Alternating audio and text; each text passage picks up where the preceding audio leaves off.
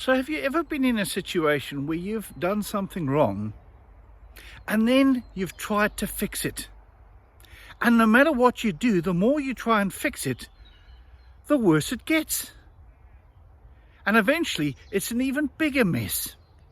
Well, that's what humans do. And that's what Adam and Eve did.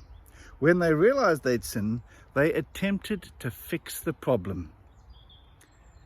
And so we read in Genesis chapter 3, verse 7, "Then their eyes were both opened, and they knew that they were naked, and so they sewed fig leaves together and made loincloths for themselves." Now, in the history of bad ideas, this is probably the worst idea ever, for a couple of reasons. Did they feel that God wouldn't notice the loincloths? In fact, the loincloths drew attention to the fact that they'd sinned. And the second is that leaves, really? I mean, if you look around me, there's a lot of dry leaves here. That's the problem with the leaves, is they're very, very fragile and they dry out. They were never really going to do the best job of covering their nakedness. This is the strangest idea. We recognize so often that our attempts to reach out to God fail because they're human attempts.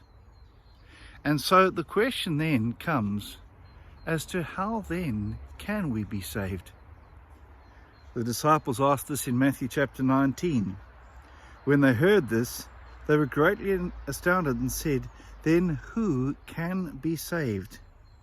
But Jesus looked at them and said, "For mortals it is impossible, but for God all things are possible." You see, sometimes when you get something wrong, you need to admit that you can't fix it or make it right. And so you need help. We often even look for help from human resources. But our help comes from the Lord. It is God's desire to redeem us, to forgive us, to heal us, to restore us. But what we've got to do is take the mess that we've created and put it into God's hands. Have you done that? Have you truly given your life to the Lord and said, "Lord, this problem I have, I've tried to fix it, but I can't seem to find a way"? Perhaps it's time to just give it over to the Lord and trust Him to be the Redeemer. God bless. Have a great week.